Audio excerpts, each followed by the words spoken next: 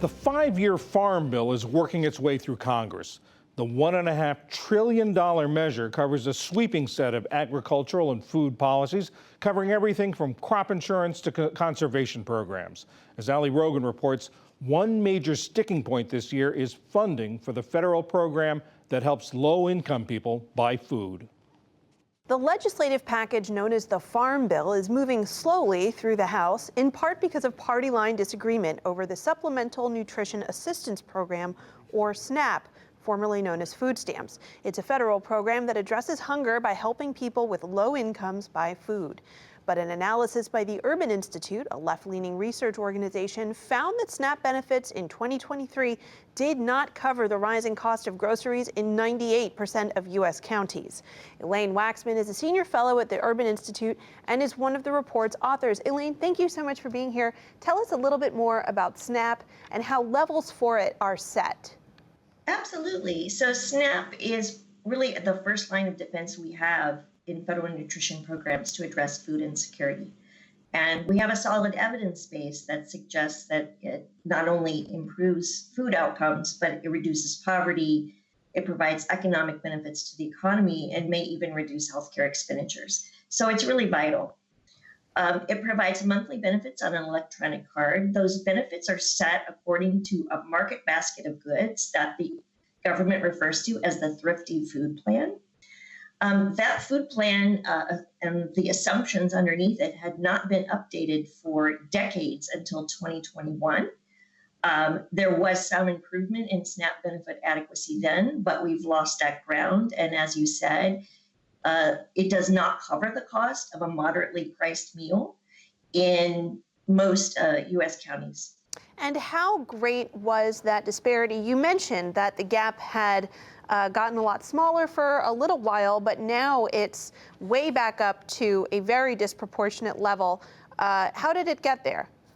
Sure. So after the adjustment in 2021, we actually saw that benefits were adequate to the price of a moderate meal in all but about 1 in 5 counties in the U.S. So for a short term, we had significant improvement.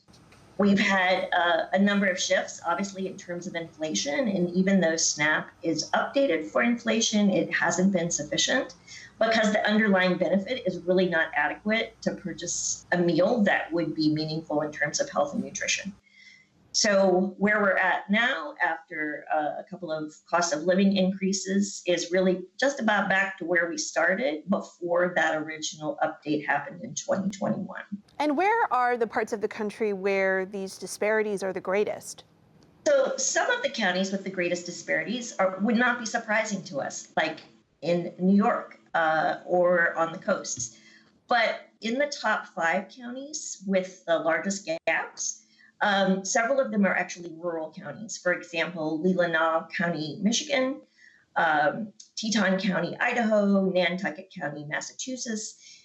These are all places that are more rural and have higher transportation costs, but they also tend to be near tourist locations, and that tends to drive up food prices. We mentioned earlier the congressional debate that's underway. What are the main disagreements there? Walk us through that. Sure.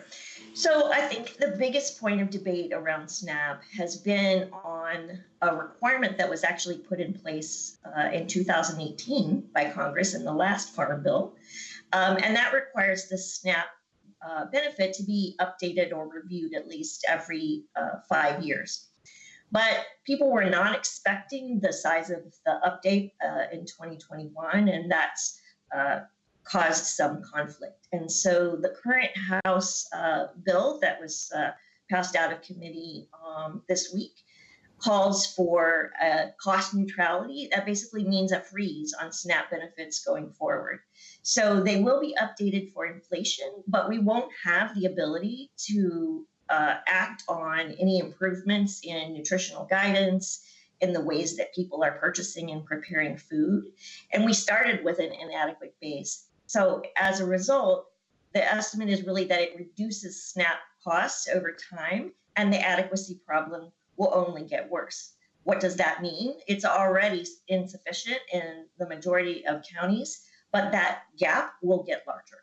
In terms of the SNAP program more generally. There are studies that show that participation in the SNAP program is associated with lower nutritional quality of the food in a household, poorer health in children. Is that an issue with SNAP, or is that an issue with some of the other underlying factors that might indicate why a family, why a household needs SNAP benefits? That's a great question. The fact of the matter is, when we look at the patterns of purchases between people who are on SNAP and people who have low incomes and are not on SNAP, there are not very significant differences. The truth of the matter is as a country, we don't eat very well. And particularly if you're stretching a budget on a low income, you tend to go for those things that are cheap and calorie dense, as opposed to things that are perishable and better for us, but are a bigger risk in terms of purchases. So what we're seeing is choices that people have to make because they don't have sufficient funds for food. The other thing I think is worth noting is that we have an epidemic of diabetes and other diet-sensitive conditions in this country. Those are not confined to people with low income or participating in SNAP. That covers across the income continuum.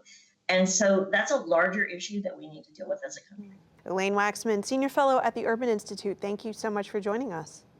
Thanks for inviting me.